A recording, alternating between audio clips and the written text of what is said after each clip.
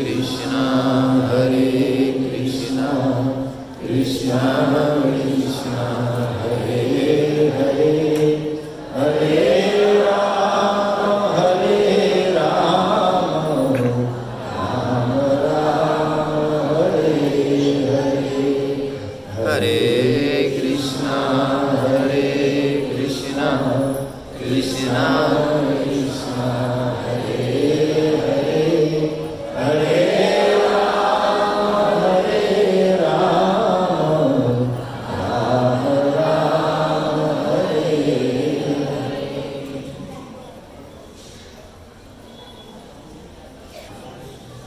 सर्वप्रथम प्रति रविवार इस प्रीति भोज कार्यक्रम में पधारे हुए आप सभी श्रोताओं का स्वागत करते हुए सबके चरणों में दंड प्रणाम करते हैं। श्री प्रभुपाद जी और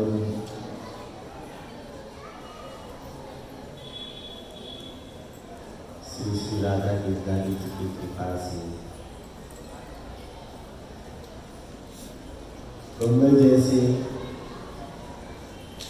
शहर में रहते हुए एक तरह से माया नगरी में रहते हुए और उस पर भी रविवार का दिन लोगों के लिए सोने का, घूमने फिरने का, शॉपिंग करने का दिन माना जाता है। लेकिन ऐसे समय में हम लोग भगवान के चरणों में बैठकर कथा सुनकर जीवन की कुछ क्षणों को सार्थक करने के लिए यहाँ पर उपस्थित हुए हैं। यही सबसे बड़ा सौभाग्य है और यह बात ही बता रही है कि हम सब भगवान के कृपा पात्र हैं।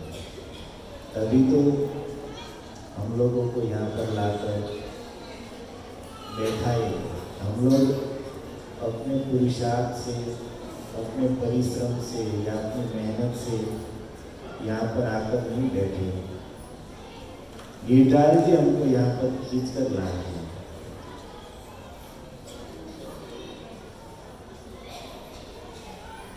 बिनु सत्संग विवेक न होई, राम कृपा बिनु सुलभ न सोई। सत्संग के बिना जीवन में विवेक की प्राप्ति नहीं होती है और वह सत्संग भगवान की कृपा के बिना जीव को सुलभ नहीं प्राप्त नहीं होता। हम लोग भाग्यशाली हैं, यहाँ पर कथा सुनने के लिए बैठे हैं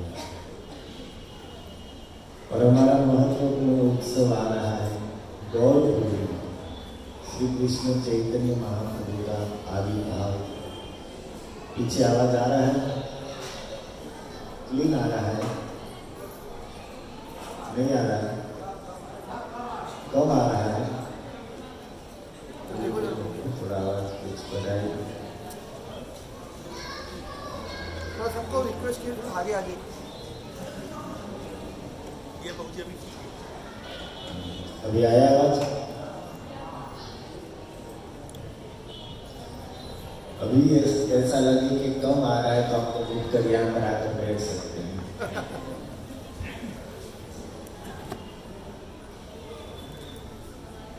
टॉकीज में जाने पर ऐसा होता है कि आगे बैठने का चार्ज ज्यादा होता है।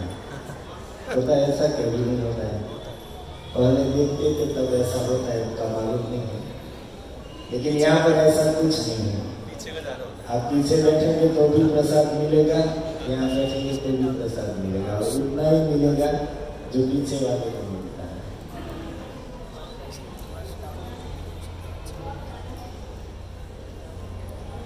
महाप्रभु का जन्मदिन गौर पूर्णिमा आ रहा है।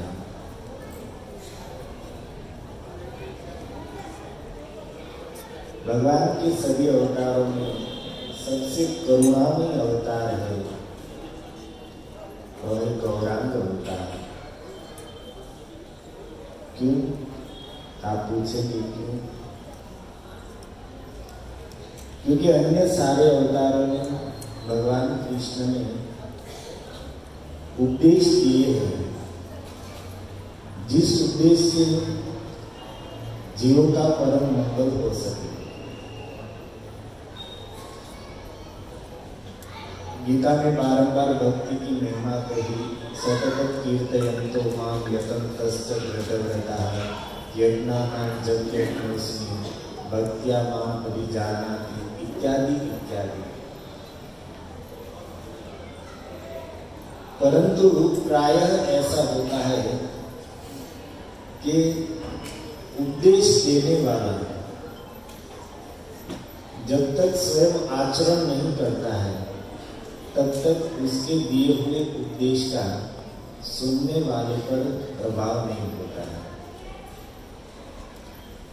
हम लोग एक कथा कई बार सुन चुके हैं कि एक बच्चा बहुत गुड़ खाता था, तो उसके माता पिता उसको बहुत समझा या नहीं समझा, उनको लगा कि चलो इसको एक संत के पास लेकर जाते हैं, संत का कहा मान जाए।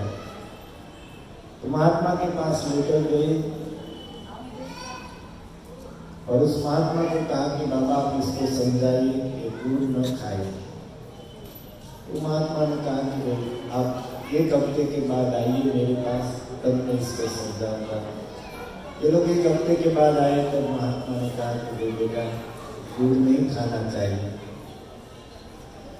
उसके माता पिता को आश्चर्य हुआ, बाबा इतना ही कहना था तो एक हफ्ते पहले में आए तब कह देते, इतने के लिए आपने हमें दोबारा क्यों बुलाया।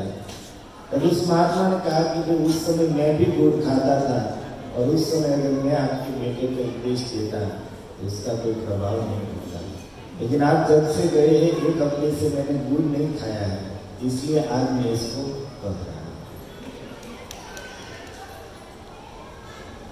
और हम देखते हैं संसार में कई ऐसे लोग हैं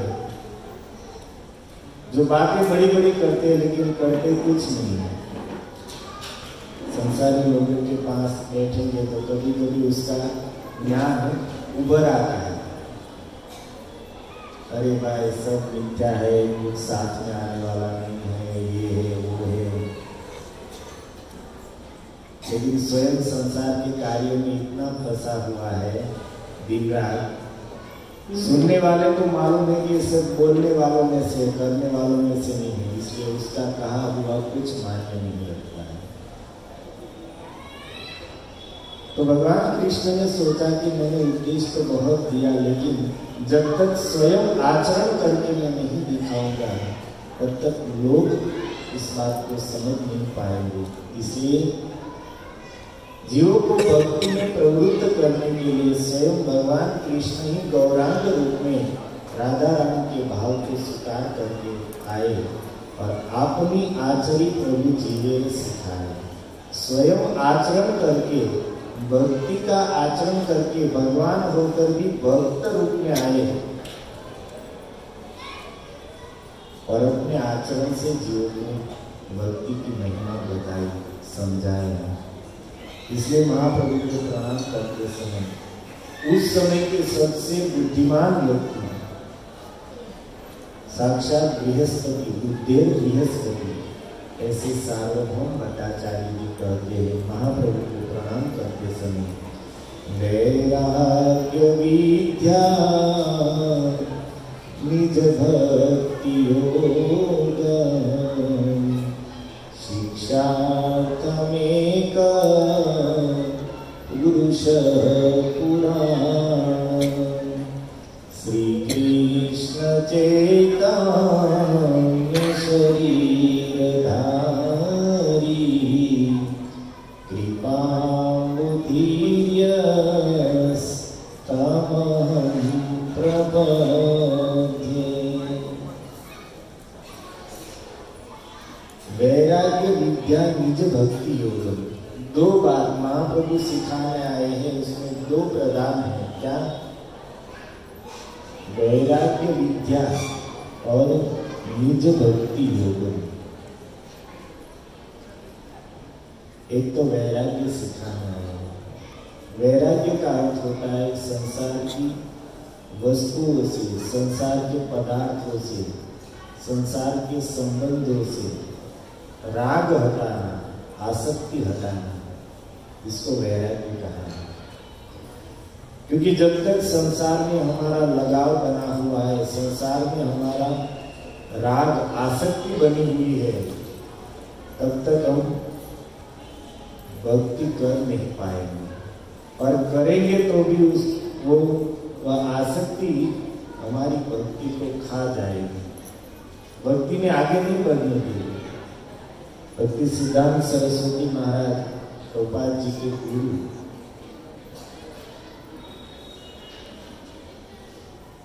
कहते थे एक व्यक्ति नौका में सवार हुआ, उसको नदी से पार जाना था, इस पार से उस पार। रात्रि का समय था, नाविक नौका चला रहा था, पूरी रात्रि नौका चली। सुबह में जब थोड़ा थोड़ा उजाला हुआ तो क्या देखा, नाव वहीं पर खड़ी है। अरे भाई, नाव पूरी रात चलाई और चल भी रही थी पानी में, तो वहीं पर कैसे है? देखा तो नाविक था, वो लंगर निकालना भूल गया, वहीं पर बेचारा ऐसे कर रहा है। तो ये आसक्ति लंगर की तरह है बिल्कुल। हम भक्ति तो कर रहे हैं, लेकिन संसार की जो आसक्ति है वो हमें आगे नहीं बढ़ने दे रही है। इसलिए हम देखते हैं कि सालों से भजन में लगे हुए हैं, पर जहां पर थे वहीं के वहीं।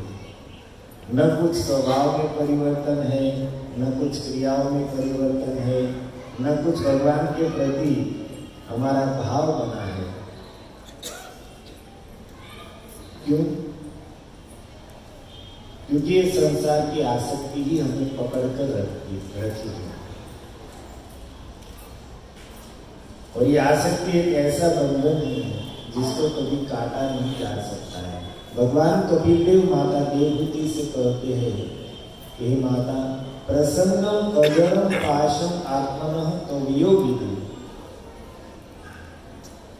प्रसंग संसार का जो संग है, अजरम पाश अकाट्य बंधन है। किसके लिए? आत्मा न हो, आत्मा के लिए कभी न कट सके ऐसा बंधन है। तो क्या करें? आसक्ति है वो आत्मा के लिए अकाट्य बंधन है, और इस बंधन से आत्मा को मुक्त करना है। तो क्या करना होगा?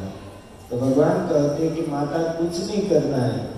आसक्ति छोड़ना तो बहुत मुश्किल बात है, लेकिन उस आसक्ति को डाइवर्ट करना सही बात है, सरल बात है। तब एव साधुषु कृतम मोक्ष द्वारम अपावृतम।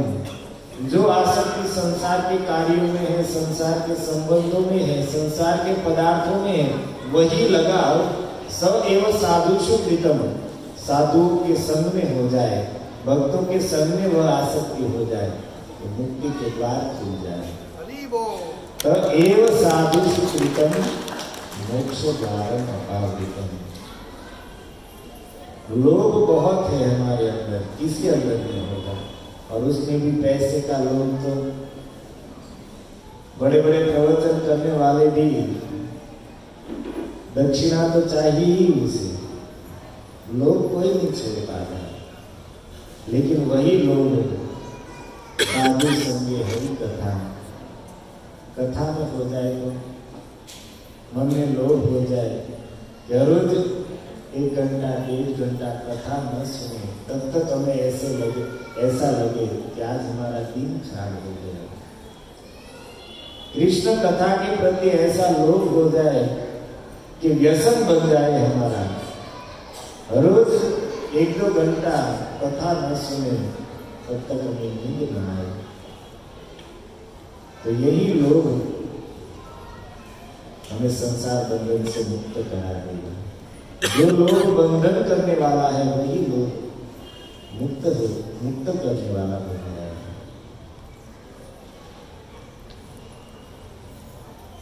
महाप्रभु भक्त गण वैराग्य प्रधान ताहा बीच प्रीत है गौर भगवान। महाप्रभु जब भक्तों में वैराग्य देखते थे बहुत प्रसन्न होते थे। और आज का युग तो ऐसा है कि कभी कभी लगता है कि वैराग्य शब्द ही जीवन से निकल गया है। और संसारी लोगों की बात जाने दीजिए, भजन करने वाले हम लोग भी अच्छे से अच्छी सुविधा चाहिए, अच्छे से अच्छा भोजन चाहिए, अच्छे से अच्छे कपड़े चाहिए।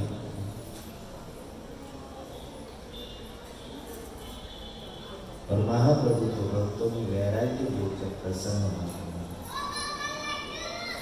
वैराग्य विद्या निज भक्ति योग। वैराग्य सिखाने के लिए और निज भक्ति योग, अपनी भक्ति की विद्या, भक्ति की कला सिखाने के लिए पुराण पुरुष भगवान ही श्री कृष्ण चैतन्य शरीरधारी श्री कृष्ण चैतन्य के रूप में आए। कृपाम्बुधीयस तमहं प्रपद्ये, और कैसे है कृपा के समुद्र है, अम्बु अर्थात समुद्र है। कैसे आप कहते कृपा के समुद्र है? तो चैतन्य चरितामृत में लिखा है, पात्रा पात्र विचार नाही, नाही स्थान स्थान। महाप्रभु ने प्रेम देने में, कृष्ण प्रेम रूपी धन देने में विचार नहीं किया। पात्रा पात्र विचार नहीं, नहीं स्थान स्थान। जेई जहां पाई तहां करे प्रेम दान। जो सामने आ गया बस उसी को कृष्ण प्रेम दे दिया। जो कृष्ण प्रेम इस संसार में सबसे दुर्लभ वस्तु है। आगे आएगा कितनी दुर्लभ ये संपत्ति है।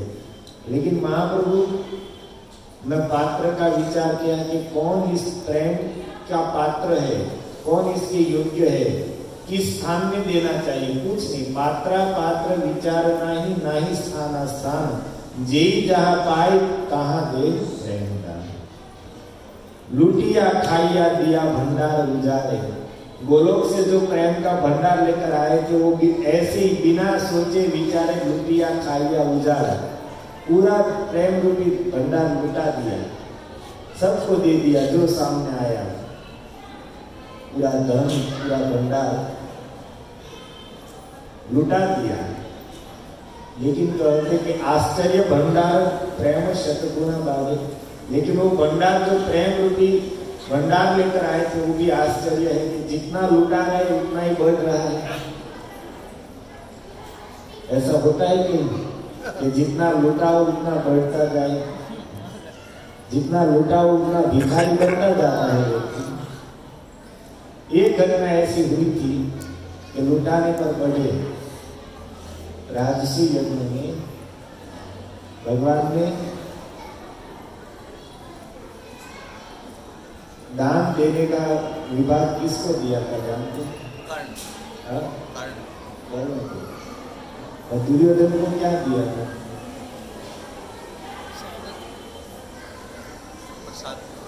राजसी यज्ञ में दुर्योधन को आए, उसको देने का विभाग दुर्योधन को दिया।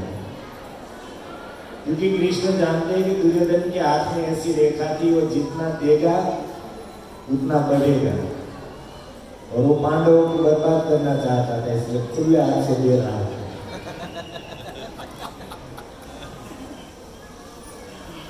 उदारता दिखा रहा था। हम लोग कभी ऐसा होता है तो मंदिर के कुछ बात आए तो उदार बन जाते हैं, दो भाई खिलाओ। घर की बात आए तो वहां पर तो कंजूस बन जाते हैं, मंदिर में उदार बन जाते हैं, उदारता दिखाते हैं। महाप्रभु गोलोक से जो कृष्ण प्रेम रूपी संपत्ति भंडार लेकर आए थे, बिना विचार किए जो सामने आया उसी को दे दिया। इसलिए तो रूप गोस्वामी कहते कि नमो महावदान्याय। महाप्रभु के लिए कहते जो महादानी है। दो प्रकार के, एक तो दानी और एक महादानी। दानी उसको कहते कि उसके सामने कोई मांगने वाला आए तो उसके पात्र में कुछ दे दे। मान लीजिए कोई भिखारी आया है भीख मांगने के लिए, तो पात्र लेकर आया है तो उस पात्र में जो है वो उसको दे दे, उसको दानी कहते। लेकिन महादानी उसे कहते कि सामने वाले के पास पात्र नहीं है तो उसको पहले पात्र दिया और फिर उसमें वस्तु दी, उससे महादानी कहते हैं। महाप्रभु के लिए कहा है कि महावदान्याय, जिसके अंदर पात्रता नहीं है उसको पहले पात्रता देते, योग्यता देते और फिर उसमें कृष्ण धन, कृष्ण प्रेम रूपी दान देते हैं, संपत्ति देते हैं। इसलिए कहा है नमो महावदान्याय। तो ऐसे गौर के जीवन का एक प्रसंग सुनेंगे। महाप्रभु नवदीप धाम में रहते हुए बचपन में निमाय पंडित की लीला कर रहे थे। बहुत बड़े विद्वान थे और शिक्षक थे। तो एक बार बंग देश में, आज जो बांग्लादेश है, उस प्रदेश में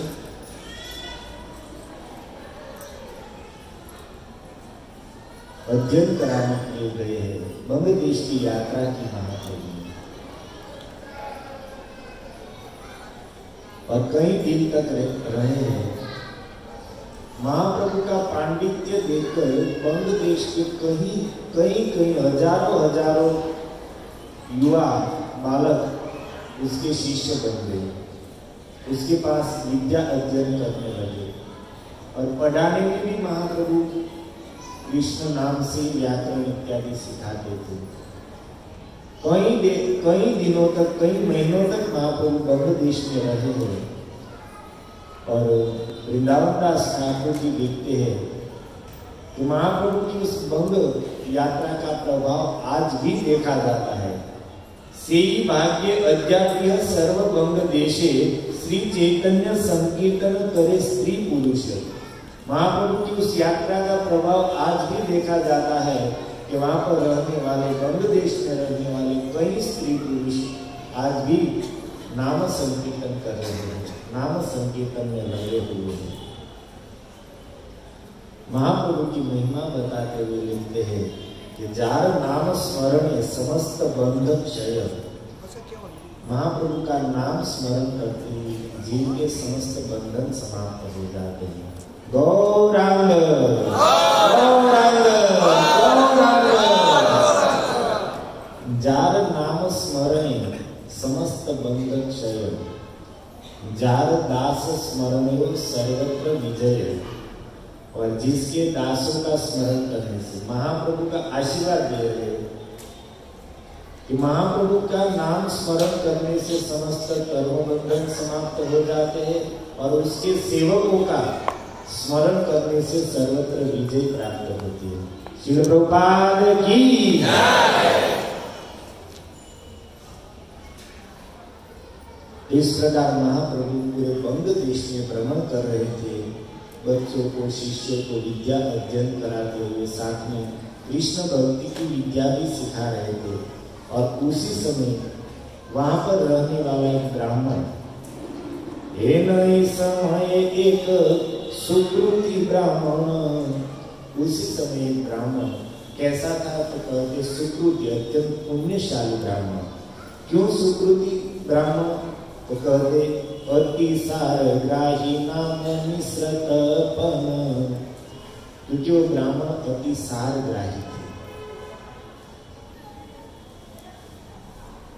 एक तो सार ग्राही होते हैं और दूसरे होते हैं असार ग्राही। कुछ भी वस्तु है उसमें से अच्छा ग्रहण कर लेना, ऐसी जिसकी आदत है उसको सार ग्राही कहते हैं।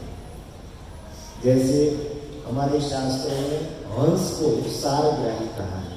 हंस के विषय में ऐसा कहा है कि दूध और पानी मिलाकर दिया जाए तो हंस उसमें से सार दूध ग्रहण कर लेता है, पानी छोड़ देता है। और असारग्राही कौन है? कौवा। अच्छी जगह छोड़कर जहां पर कूड़ा करके वहीं पर जाकर बैठे। लोगों में भी ऐसे होते हैं, कोई ऐसे होते हैं जो दूसरे के गुण देखते हैं, इसको सारग्राही कहा है।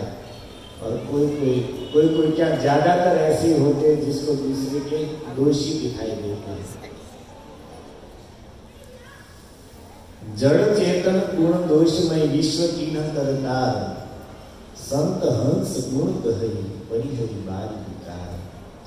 विधाता ने सृष्टि की रचना की है तो जड़ चेतन गुण दोष में सब मिलाकर यह जगत बनाया है। इसमें अच्छा भी है, बुरा भी है, पाप भी है, पुण्य भी है, स्वर्ग भी है, नरक भी है, धर्मात्मा भी है, पापी लोग भी है, सज्जन भी है, दुर्जन भी है, अच्छा भी है, बुरा भी है, सब कुछ है।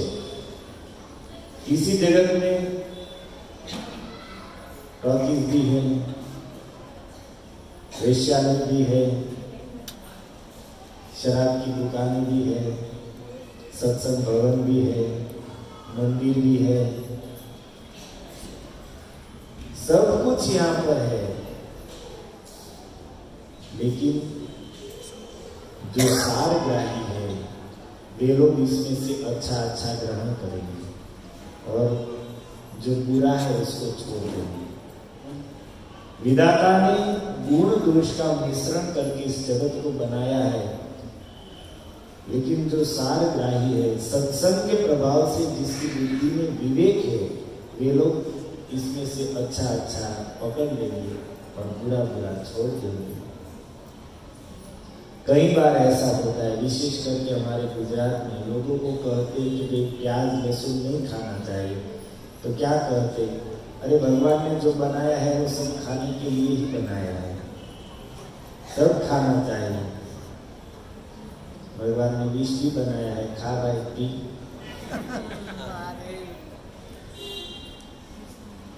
भगवान ने सब बनाया है, लेकिन तुम्हारे अंदर बुद्धि भी बनाई है ना, क्या खाना चाहिए क्या नहीं खाना चाहिए। प्याज लहसुन की बात आती है तो कहता है सब बनाना चाहिए, और फिर सामने खिचड़ी आती है तो मुंह बिगड़ जाता है, खीर आती है तो पानी आने लगता है, तब तो नहीं कहता है कि भाई सब खाना चाहिए। आपके लिए तो आज खीर बनाई है,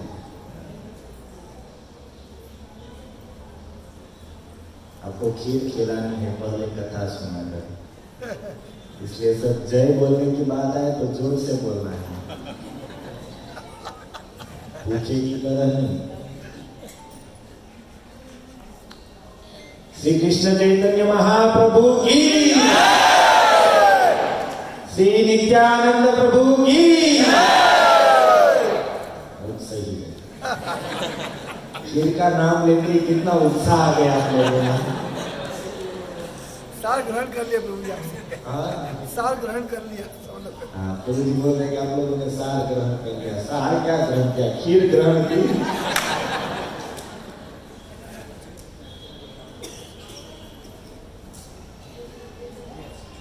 सार ग्रहण जो अच्छा परीक्षित जी के लिए भागवत में शब्द आया है।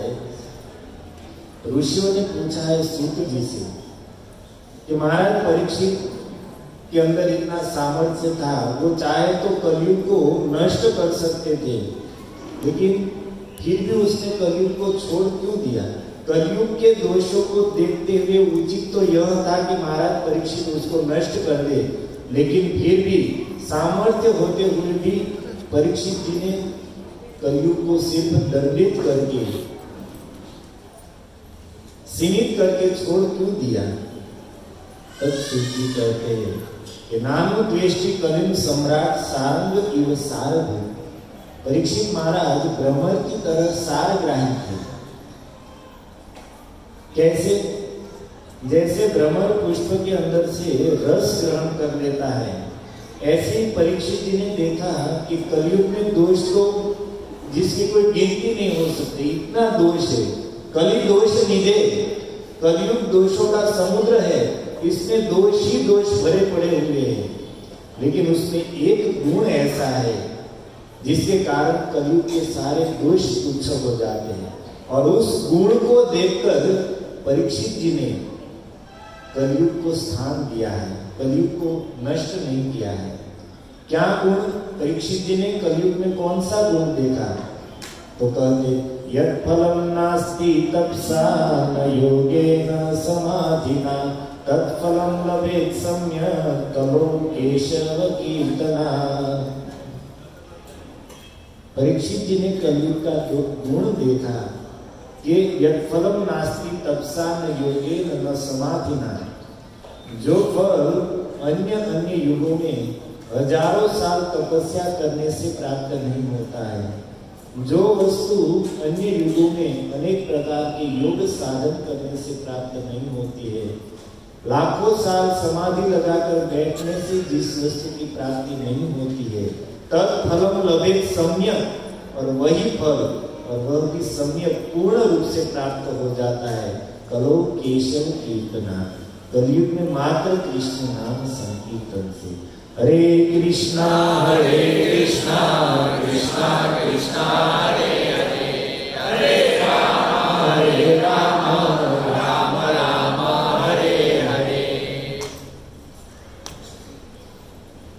अन्य युग में तपस्या, ध्यान, योग, समाधि इत्यादि साधनों को करने से जिस वस्तु की प्राप्ति नहीं होती है वही फल कलयुग में मात्र नाम संकीर्तन, केशव कीर्तना, कृष्ण नाम से प्राप्त हो जाता है। कलयुग का यह गुण परीक्षित जी ने देखा। मन में प्रश्न होता है कि कृष्ण नाम में ऐसी शक्ति कहां से आई? अन्य साधन, तपस्या, ध्यान, समाधि, योग, ये कोई सामान्य साधन नहीं है, सबके वश की बात भी नहीं है। बड़े बड़े महापुरुषों के द्वारा ही ये सब साधन हो सकते, सामान्य लोग कर भी नहीं सकते। इतने सामर्थ्यवान साधन होने पर भी जिस वस्तु को नहीं दे सकते वह वस्तु कृष्ण नाम देने में समर्थ है। कृष्ण नाम में ऐसी शक्ति आई कहां से? क्योंकि कृष्ण ने अपनी सारी शक्ति अपने नाम में स्थापित करके रखी। नामकारी बहुधा निज सर्व शक्ति तत्रार्पित। स्वयं भगवान ने अपनी सारी शक्ति अपने नाम के अंदर स्थापित करके रखी है। तभी तो नाम इतना प्रभावशाली है, इतना महिमाशाली है कि मात्र नाम कीर्तन से ही जीव इस संसार मंडल से मुक्त हो जाता है। इतना महिमामय नाम है, लेकिन महाप्रभु कहते हैं कि दुर्दैव विप्रेशम निहा जनि नारुभाग्य। हमारा दुर्भाग्य क्या है? नाम जप नहीं कर रहे, ये दुर्भाग्य नहीं है। नाम जप तो हम कर रहे हैं, दुर्भाग्य है कि नाम की महिमा बारंबार सुनने पर भी उस नाम में हमारा अनुराग नहीं हो रहा है। नाम की महिमा बारंबार सुन रहे हैं, नाम जप भी कर रहे हैं, लेकिन हमारा उसमें कोई अनुराग नहीं है। नाम में हमें कोई रस नहीं है। ऐसे ही करने के लिए कर रहे हैं, चलते फिरते, घूमते, खाते पीते। प्रभुपाद जी ने नियम दिया है तो उसका निर्वाह करने के लिए बस 16 माला कर रहे हैं, उसमें कोई प्रीति नहीं है। यही दुर्दैव है। महाप्रभु कहते हैं दुर्दैव विद्वेष यहाँ जनि नाम राग। भगवान कृष्ण ने अपनी सारी शक्ति नाम के अंदर स्थापित कर दी है, और उस पर भी कलयुग के बारे में तो क्या कहा जाए। एक अद्भुत श्लोक भगवान व्यास जी ने स्कंद पुराण में लिखा है, जिसमें वो कहते हैं कि कलयुग आते ही भगवान श्री हरि ने अन्य जितने साधन थे उन सब में से शक्ति खींच ली। तो कहते हैं, ध्यान से सुनिए, श्री श्री राधा गिरधारी ललिता विशाखा जगन्नाथ बलदेव सुभद्रा मैया निताई गौर सुंदर की जय गुरु श्री गोपाद की।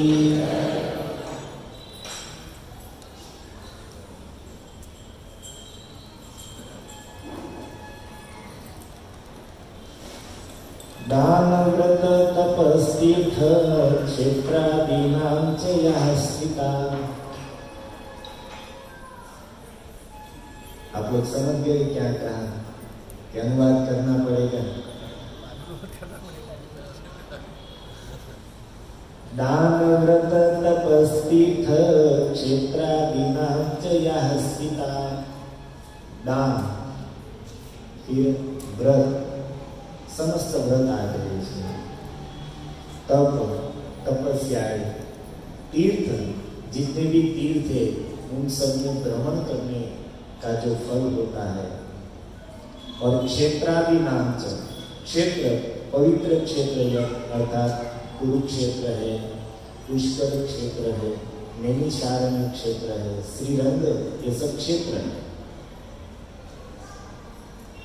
शक्त्योदेव महता, और बड़े बड़े देवताओं के अंदर जो शक्ति है, कौन सी शक्ति?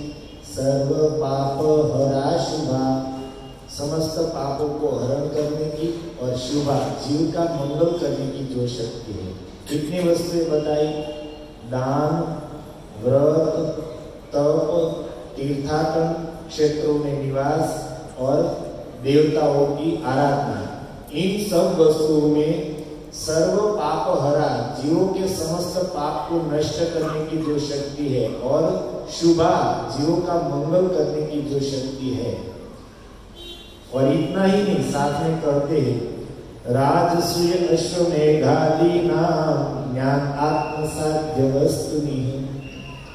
राजसूय, अश्वमेध इत्यादि बड़े बड़े यज्ञों के अंदर जो शक्ति है, ज्ञान आत्मसाध्य वस्तुनि, और ज्ञान के द्वारा जो आत्म तत्व का बोध होता है, इन सब वस्तुओं में जीवों के पापों को हरण करने की और उसका मंगल करने की जो शक्ति है, इन सारी शक्तियों को कलयुग आते ही भगवान ने उसमें से खींच लिया। आकृष्य हरिणा सर्वा, भगवान श्री हरि ने सर्वा आकृष्य, समस्त शक्ति को खींच लिया। कितने साधन गिनाए? दान, व्रत, तप, तीर्थ, पवित्र क्षेत्र, देवताओं की आराधना, राजसूय, अश्वमेध इत्यादि बड़े बड़े यज्ञ और ज्ञान प्राप्ति। इन सब साधनों में जीवों का मंगल करने की और जीवों के समस्त पापों को नष्ट करने की जितनी शक्ति है, वह सब शक्ति आकृष्य हरिना सर्व, कलयुग आते ही भगवान श्री हरि ने इन समस्त साधनों में से शक्ति खींच ली। तो कहाँ डाली उन शक्ति को?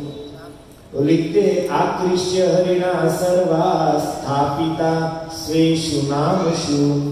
भगवान ने इन सब साधनों से शक्ति खींचकर स्थापिता स्वेषु नामषु, अपने नाम के अंदर समस्त शक्ति रख दी।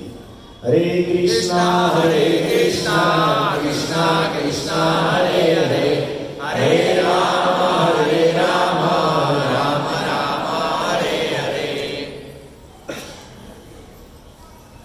यहाँ पर बैठे बैठे आप लोगों को कितना फायदा हो गया। दान हो गया आपका। सबसे बड़ी मुश्किल देना है, तो बैठे बैठे ये दान का फल प्राप्त हो गया। बड़े बड़े व्रतों करने का जो फल होता है वह प्राप्त हो गया। तपस्या का फल प्राप्त हो गया, क्योंकि उन सब में जो फल देने की जो शक्ति हो तो नाम में स्थापित करती है। और आप लोग बैठकर प्रेम से, खीर के लालच से ही, लेकिन महामंत्र तो बोल रहे जोर से, हरे कृष्णा कृष्णा कृष्णा हरे हरे, हरे राम राम राम हरे हरे। इतनी महिमा है। और इन सब ये कोई काल्पनिक बातें नहीं है। इस नाम का आश्रय लेकर ही हमारे यहाँ बड़े बड़े संतों ने, महापुरुषों ने, हमारे आचार्यों ने कृष्ण को प्राप्त कर लिया है। सब साधनों को छोड़कर मात्र नाम का आश्रय लेकर जीवन की समस्त उपलब्धियां, जीवन की समस्त सिद्धियां प्राप्त कर ली है। चहु जुग चहु श्रुति नाम प्रभाव, कली विशेष नहीं आन पाओ। चारों युगों में और चारों वेदों में भगवान के नाम की महिमा गाई है, लेकिन कलयुग में तो विशेष। अन्य युगों में तो कल्याण के अन्य साधन थे, लेकिन कलयुग में तो मात्र एक नाम ही साधन बच गया है। और इस सारग्राही परीक्षित महाराज ने कलयुग के इस गुण को देखा, और इसलिए सूत जी कहते हैं कि ऋषियों सारंग ये सार हो। महाराज परीक्षित भ्रमर के समान सारग्राही थे। कलयुग के करोड़ों करोड़ों देशों को देखते हुए भी यह एक ऐसा महान गुण है जिसको देखकर परीक्षित जी ने कलयुग को सिर्फ दंडित करके छोड़ दिया, सीमित करके छोड़ दिया। तो यहां पर कह रहे अति सारग्राही नाम तपन मिश्र। ब्राह्मण, बंग देश में रहने वाले ब्राह्मण जो सारग्राही थे, जिसका नाम था तपन मिश्र, और वे साध्य साधन तत्व निरूपिते नारे, वो निर्णय नहीं कर पा रहे थे कि साध्य क्या है और साधन क्या है। साध्य मीन्स जीवन का लक्ष्य क्या है, जीवन का उद्देश्य क्या है, और उस लक्ष्य तक पहुंचने का साधन क्या है। जैसे मान लीजिए हमें यहाँ से जाना है, चर्च गेट जाना है, चर्च गेट में भाईंद्र रथ यात्रा में जाना है। हमारा लक्ष्य है रथ यात्रा में पहुंचना, और उसके लिए साधन क्या है? तो यहाँ 3-4 बसें लगी है, वो साधन है वहां तक पहुंचने के लिए। यहाँ तो ट्रेन से भी जा सकते हैं। तो ऐसे ही तपन मिश्र निर्णय नहीं कर पा रहे थे, दिन रात अपने मंत्र का जप कर रहे थे, इष्ट मंत्र का, लेकिन फिर भी वो साध्य और साधन के बारे में कुछ निर्णय नहीं कर पा रहे थे। और उसे कोई व्यक्ति है न जन नाही तथा जिज्ञासी में तारे, और ऐसा कोई व्यक्ति उसको नहीं मिला जो उसकी जिज्ञासा को पूर्ण कर सके, अर्थात उसको बता सके कि वे क्या साध्य है और क्या साधन है। भाविते चिंतिते एक दिन रात्रि शेषे, और इस प्रकार चिंता करते करते एक दिन रात्रि के अंत में उसने एक स्वप्न देखा। सुसप्न देखिल निज भाग्य वशे, सम्मुखे आसिया एक देव मूर्तिमान।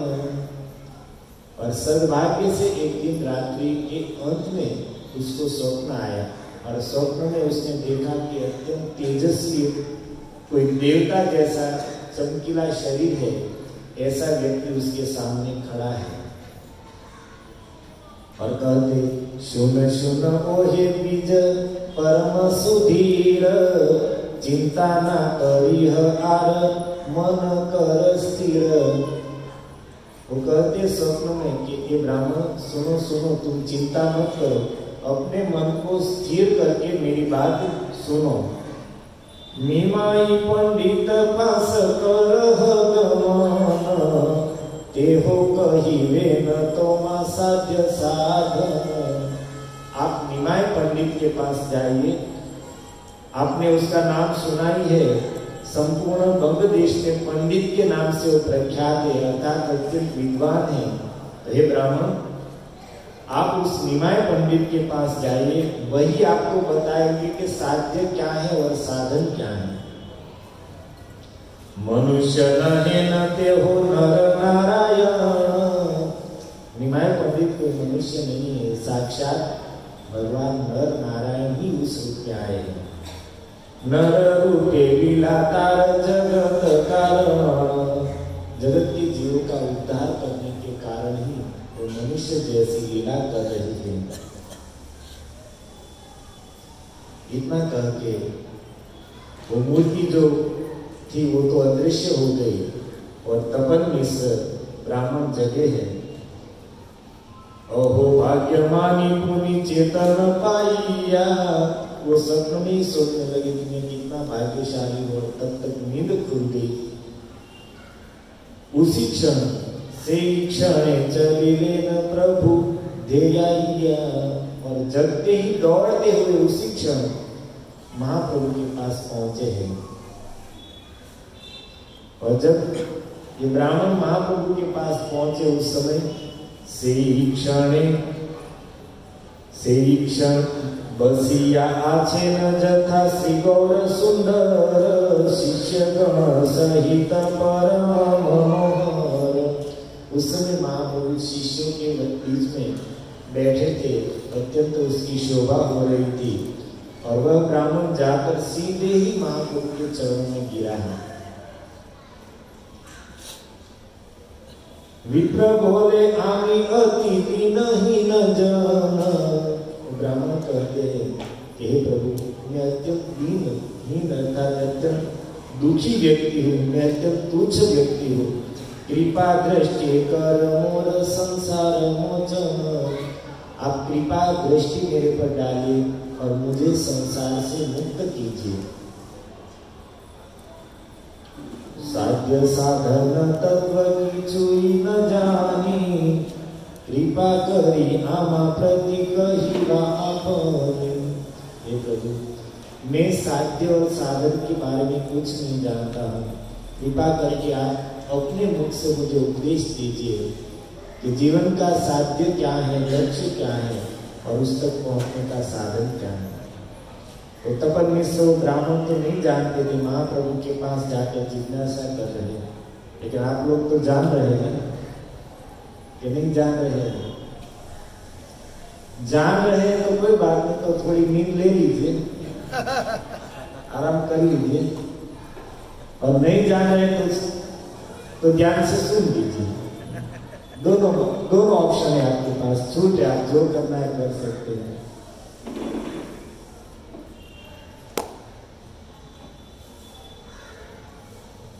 जैसे ही उस ब्राह्मण के मुख से यह बात निकली, हे प्रभु, साध्य और साधन के बारे में मैं निर्णय नहीं कर पा रहा हूँ, आप मुझे बताइए कि जीवन का साध्य क्या है और उस तक पहुंचने का साधन क्या है। उस ब्राह्मण की इस जिज्ञासा को देखकर महाप्रभु क्या करते सुनिए।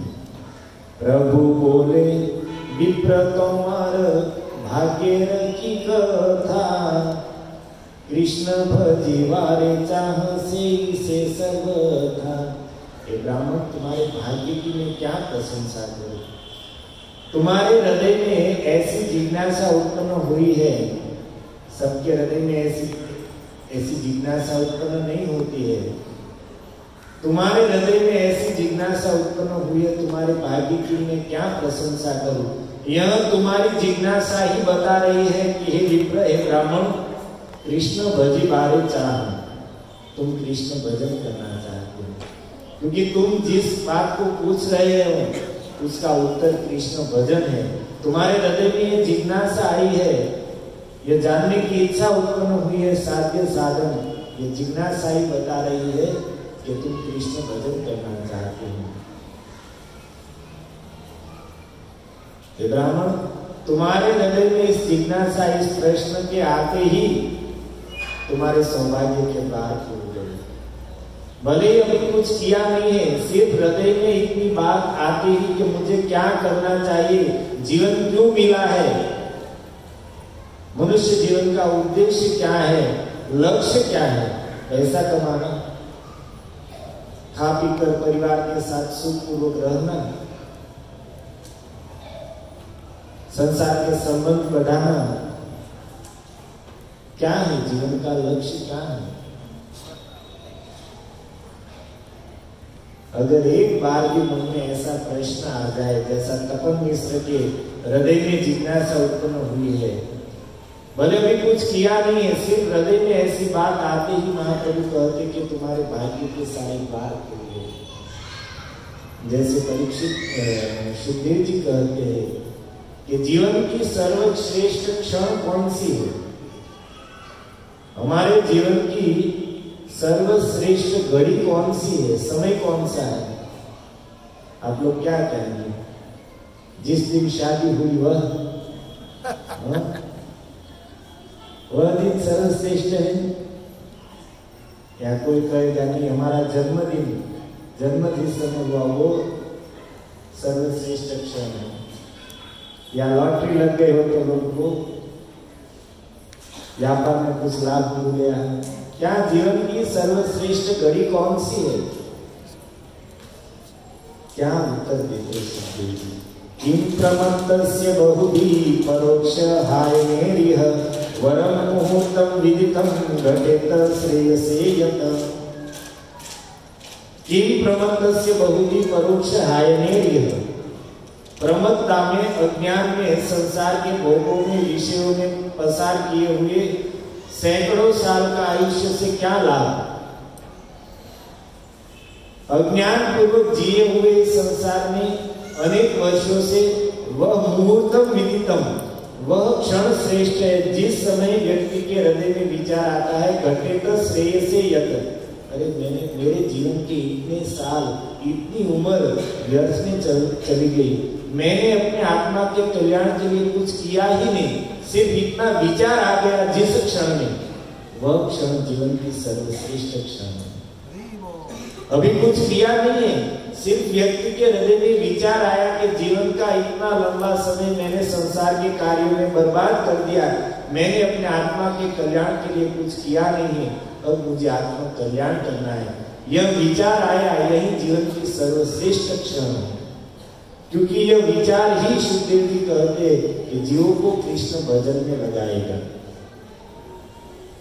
कल्याण का विचार आएगा तो किसी संत के पास, योग्य पुरुष के पास, या तो शास्त्र की शरण में जाएगा और कल्याण किससे होगा इसको जानने का प्रयास करेगा।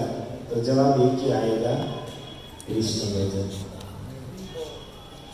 इसलिए महाप्रभु कहते कि ब्राह्मण, तुम्हारे मन में यह विचार आया, यह विचार ही बता रहा है कि तुम कृष्ण भजन करना चाहते हो। अब महाप्रभु बहुत सुंदर बात बता रहे हैं, ईश्वर भजन अति दुर्गमय पार। ब्राह्मण, ईश्वर का भजन अति दुर्गम, बहुत दुर्लभ है। भगवान का भजन करना कोई सामान्य बात नहीं है। ब्रह्मांड भ्रमिते कौन भाग्यवान जीव, गुरु कृष्ण प्रसाद पाए भक्ति लता। ब्रह्मांड में भ्रमण करते करते कौन भाग्यवान ऐसा जीव होगा, कोई ऐसा दुर्लभ होगा गुरु और कृष्ण की कृपा से जिसके हृदय में भक्ति का अनुभव हो। मीरा रोड में कितने लोग रहते हैं, कितनी बस्ती है, लेकिन लाखों लाखों लोगों में से आप 200-400 लोग भाग्यशाली हैं जो यहाँ पर आकर बैठे हैं। ब्रह्मांड भ्रमिते कौन भाग्यवान जीव, गुरु कृष्ण प्रसाद पाए भक्ति लता। ये भक्ति सबको प्राप्त होने वाली वस्तु नहीं है, ये पुण्य के बल से प्राप्त नहीं होती है। कृष्ण भक्ति रस भाविता मति क्रियताम यदि कोटि जन्म सुकृतेन न लभ्यते। करोड़ों जन्म के पुण्य से भी मति में कृष्ण भक्ति नहीं आएगी। कृष्ण भक्ति रस भाविता मति यदि क्रियता कोटि जन्म सुकृतेन न लभ्यते। करोड़ों जन्म के पुण्य से भी मति में कृष्ण भक्ति नहीं आएगी। उसके लिए तो एक ही मार्ग है, तत्र लोल्यम अपनी मूल्य में। हृदय में लोलुपता लालसा जग जाए तो मुझे अपना कल्याण करना है, आत्म कल्याण करना है। शरीर के कार्यों को करने में, शरीर के व्यवहारों में, शरीर के संबंधों में मैंने जीवन का इतना बड़ा समय गवा दिया। अब जो थोड़ा बहुत जीवन बचा है उसमें मुझे शरीर से हटकर आत्मा का कल्याण करना है, मेरे आत्मा का उद्धार करना है। न जाने कितने जन्म चले गए संसार में भटकते भटकते, बारंबार जन्मना, बारंबार मरना। श्रीमद् भागवत में लिखा है कि गंगा जी में जितनी बालुकाएं नहीं है, रेती के कण नहीं है, उतने जन्म हम लोग ले चुके हैं। क्योंकि जब से सृष्टि बनी है तब से हम लोग ऐसे ही भटक रहे, जन्म रहे, मर रहे, जन्म रहे, मर रहे। और अभी यहाँ पर है, इसका अर्थ है कि हम मुक्त हुए नहीं, मुक्त हो गए होते तो यहाँ पर होते नहीं। यहाँ पर है, इसका अर्थ है कि सृष्टि जब से अस्तित्व में आई है तब से हम लोग जन्म रहे, मर रहे, जन्म रहे, मर रहे। और सृष्टि का निर्माण कब हुआ, तो उसके बाद में सारे वेद पुराण शास्त्र एक ही शब्द बता रहे, अनादिकाल से। इसकी कोई गिनती नहीं है, तो उसकी कोई गिनती नहीं है। तो हमारे जन्म कितने हुए उनकी कोई गिनती नहीं है। इसलिए कहा कि गंगा जी में जितने रेती के कण नहीं है उतने जन्म हम लोग ले चुके हैं, लेकिन अब नहीं भटकना है। अब मैं भजन करके इस जन्म मृत्यु के चक्र से छूट जाऊंगा। लोहिया, यह लालसा अगर हृदय में आ जाए तो बस यही कृष्ण भक्ति प्राप्त करने का साधन है। लोहियम अपनी मूल्यम एकलम। महाप्रभु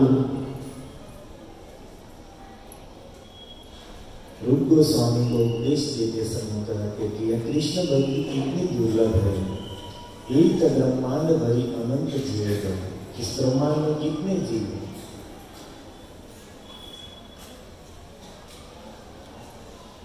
और उसमें भी जड़ चेतन, जो जड़ है उसकी बात जाने दीजिए। जिसमें चेतना है ऐसे जीवों की बात करें तो उसमें भी आकाश में रहने वाले, पृथ्वी के अंदर रहने वाले, और जमीन पर रहने वाले, 3 प्रकार के जीव हैं। अब आकाश में उड़ने वाले की और पृथ्वी के अंदर रहने वाले जीवों की बात जाने दीजिए। सिर्फ पृथ्वी पर रहने वाले जीवों की बात करें तो उसमें भी मनुष्य कितने? पृथ्वी पर तो पशु पक्षी, जंगल के जंगल भरे हुए हैं, कीड़े मकोड़े। मनुष्य कितने? तारा मध्य मनुष्य जाति अति अल्पतर, बहुत कम मनुष्य है। एक तो पृथ्वी पर रहने वाले कम है, पृथ्वी से ज्यादा पानी में रहने वाले हैं, जमीन के अंदर रहने वाले हैं, आकाश में उड़ने वाले हैं। पृथ्वी पर रहने वाले बहुत कम है और उस पर भी ज्यादा तो पशु पक्षी कीड़े मकोड़े हैं। मनुष्य तो अति अल्पतर है। और मनुष्य में भी ज्यादा तो तार मध्य बुद्ध पुलिंद शबर, बहुत कम लोग हैं जो वेदों को मानने वाले हैं। क्योंकि आत्म कल्याण करना है, कृष्ण भक्ति करना है, तो जो वेदों को नहीं मानते उसके लिए तो ये प्रश्न नहीं है। तो ज्यादा लोग ये बौद्ध पुलिंद शबर मुस्लिम इत्यादि वो सब वेदों को मानते ही नहीं, तो उसकी बात भी जाने दीजिए। अब वेदों को जो मानते हैं उसकी सिर्फ चर्चा करें तो वेदनिष्ठ मध्य अर्धेक वेद मुख्य करिमान। वेदों को मानने वाले में भी आधे तो ऐसे सिर्फ मुख से कहते कि हम वेदों को मानते हैं, लेकिन हकीकत में वेद निषेध कर्म करे धर्म नहीं जाने। वेद में जो करने के ना कहा है उसी को करते हैं, धर्म तो जानते नहीं है। वैदिक धर्म को सिर्फ कहते हैं कि हम सनातन धर्म, हम सनातन धर्म। सनातन धर्म क्या है जानते हैं? बहुत कम लोग हैं जो वेदों के मार्ग पर चलते हैं और उसमें भी ज्यादातर तो कर्मकांडी है। और करोड़ों करोड़ों कर्मकांडियों में कोई ज्ञान निष्ठ होता है और ऐसे करोड़ों करोड़ों ज्ञानियों में भी कोई एक कृष्ण भक्त दुर्लभ है।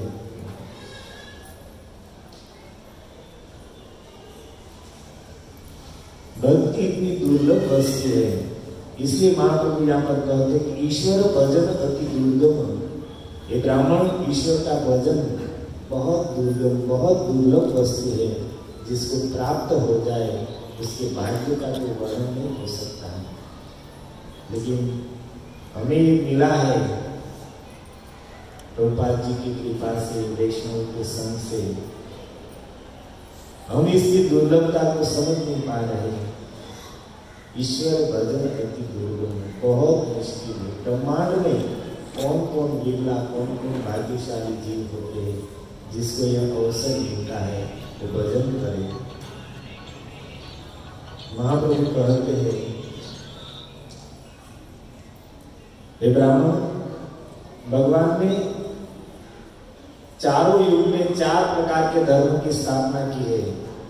समय समय पर पृथ्वी पर अवतरित होते हैं और अवतरित होकर युग धर्म की स्थापना करके फिर अपने धाम में चले जाते हैं। चारी जुगे चारी धर्म जीवे जीवों के ऊपर कृपा करने के लिए ही भगवान ने चारों युग में अलग अलग प्रकार के धर्म बताए हैं। क्यों? मान लीजिए सतयुग का धर्म तृतीय ध्यायतो विष्णु, सतयुग का धर्म है भगवान का ध्यान करना। अब सबके लिए एक ही धर्म रखा होता तो कलयुग के जीव बेचारे क्या करते?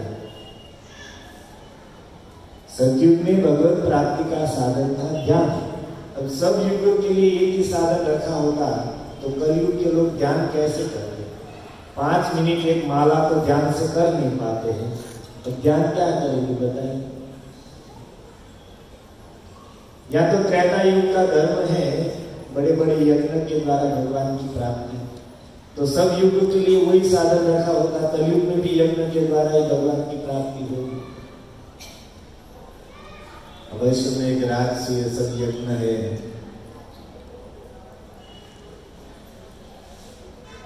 कल्पना से परे की बात है कलयुग के लोगों के लिए। प्राइम मिनिस्टर नरेंद्र मोदी जी चाहे तो वो भी नहीं कर सकते हैं वैष्णव यज्ञ, राजसूय यज्ञ, तो औरों की क्या बात करें।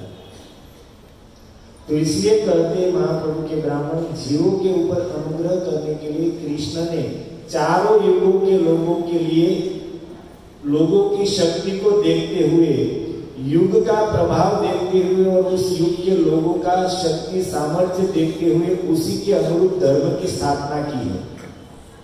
जीवेर कारण चारि जुगे चारि धर्म जीवेर कारण कलि जुगे धर्म है नाम संकीर्तन। और उसमें कलयुग का धर्म है नाम संकीर्तन। भागवत का श्लोक प्रमाण के रूप में महाप्रभु बता रहे, कृते यध्यायतो विष्णु त्रेतायाम यजतो मुखे द्वापरे परिचर्यायाम करो तत् परिकीर्तनम्। जिस भगवान की प्राप्ति सतयुग में ध्यान के द्वारा होती थी, त्रेता युग में बड़े बड़े यज्ञ के द्वारा भगवान की प्राप्ति होती थी, और द्वापर युग में बड़े बड़े अर्चन पूजनों के द्वारा भगवान की प्राप्ति जो होती थी, वही भगवान की प्राप्ति कलो तद हरि कीर्तना मात्र हरिनाम संकीर्तन से होती है। अतएव कलि जुगे नाम यज्ञ सार आर कौन धर्म केल नहीं है पार। महाप्रभु कहते इसलिए हे ब्राह्मण, कलयुग में नाम यज्ञ ही सार है और कोई भी साधन करने से नहीं है पार। जीव इस संसार से पार नहीं हो सकता है। साध्य साधन तत्व जे किछु सकल हरि नाम संकीर्तन मिलिवे सकल। साध्य साधन जो कुछ भी है, अपन मिश्र जी ब्राह्मण की जिज्ञासा क्या थी? साधन और साध्य और साधन क्या है? तो महाप्रभु जवाब दे रहे, साध्य साधन तत्व जे किछु सकल हरि नाम संकीर्तन मिलिवे सकल। नाम संकीर्तन से आपको जीवन का साध्य भी मिल जाएगा और साधन भी मिल जाएगा। जो किछु सकल, जो कुछ इस जगत में जीव को प्राप्त करना है, साध्य साधन या कुछ भी, नाम संकीर्तन मात्र से सब कुछ मिल जाएगा। नाम संकीर्तन मिलई सकल।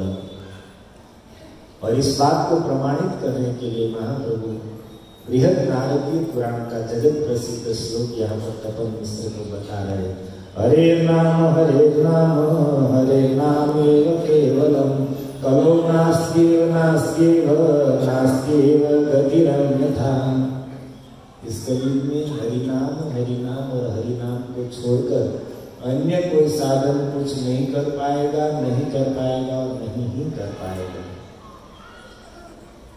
कलयुग का धर्म है नाम संकीर्तन। कृष्ण नाम को छोड़कर कुछ भी करेंगे, अन्य कोई साधन बिना नाम के स्वतंत्र रूप से फल देने में समर्थ नहीं है। कुछ भी साधन करे, अगर नाम साथ में है तो वो फल देगा, और नाम नहीं है तो फल नहीं देगा। रामायण में स्पष्ट लिखा है कि साधन सब शून्य, राम नाम अंक है, साधन सब शून्य। जितने भी साधन वो शून्य के समान है और भगवान का नाम अंक के समान है। अब कितने भी शून्य हो, आगे अंक न हो तो कितने भी अंक जोड़ दीजिए, क्या काम है? लेकिन आगे अंक है तो वह 10 गुना। मान लीजिए हमने एक व्रत किया तो वो एक साधन जिसको शून्य कहा है वो शून्य हो गया, साथ में नाम संकीर्तन है तो आगे अंक लग गया, तो वो यज्ञ रूपी साधन 10 गुना फल देने वाला बन गया नाम के प्रभाव से। दूसरा साधन किया, जप किया, यज्ञ के साथ जप, दोनों शून्य और नाम साथ में है तो आगे अंक लग गया, 100 गुना हो गया। यहां तक दोस्तों कि अगर हम विग्रह की सेवा कर रहे हैं, ध्यान से सुनिए, विग्रह की सेवा कर रहे हैं और उसके साथ नाम स्मरण नहीं है तो वह भी हमारे आचार्यों ने बताया है कि बिना नाम के कोई भी फल नहीं दे सकता है। हमारी वो सेवा भी या तो कुछ अपराध या कुछ दोष या कुछ ना कुछ त्रुटि में चली जाएगी। नाम स्मरण के साथ किया हुआ कार्य ही कलयुग में फल दे सकता है। कुछ भी कार्य करें, आप लोग कथा श्रवण कर रहे हैं, और इस कथा श्रवण के साथ भी विधान है नाम स्मरण। अंदर से नाम जप नहीं, नाम स्मरण चल रहा है। कथा कान से सुन रहे और अंदर से महामंत्र चल रहा है, हरे कृष्णा कृष्ण कृष्ण हरे हरे, बोलना नहीं है अंदर। तो आप देखिए आपकी एकाग्रता बढ़ जाएगी, क्योंकि दो कार्य एक साथ करने हैं, श्रवण भी करना है और अंदर से स्मरण भी बनाए रखना है। तो एकाग्रता इतनी बढ़ जाएगी कि आप लोग अभी सुन रहे बार ऐसे कर रहे हैं, ऐसे कर रहे हैं, ऐसे कर रहे हैं, जमाए वो सब बंद हो जाएगा। क्योंकि साथ में स्मरण में भी ध्यान रखना है और श्रवण भी छूट न जाए, दोनों कार्य करना है। एक बार इस प्रकार आप ट्राई करके देखिए कि नाम स्मरण करते हुए श्रवण करें, तो श्रवण का प्रभाव भी कुछ अलग होगा और मुख्य बात है एकाग्रता भी और बढ़ जाएगी। लेकिन याद रखिए जप नहीं करना है, सिर्फ नाम का स्मरण करते हुए। महाप्रभु कहते कोई भी साधन हो बिना कृष्ण नाम के आश्रय के कलयुग में स्वतंत्र रूप से फल नहीं दे सकता है। इसलिए कोई भी साधन हो उसके साथ अगर नाम जोड़ लिया, अर्थात कलयुग का यह धर्म है, कलि काले धर्म कृष्ण नाम संकीर्तन, तो ही वह साधन फल दे पाएगा। अब अंतिम आपको सुना दूं कि उस तपन मिश्र ने कहा कि प्रभु आपने उपाय बहुत सुंदर बताया कि नाम से ही साध्य साधन या जो कुछ चाहिए प्राप्त हो जाए।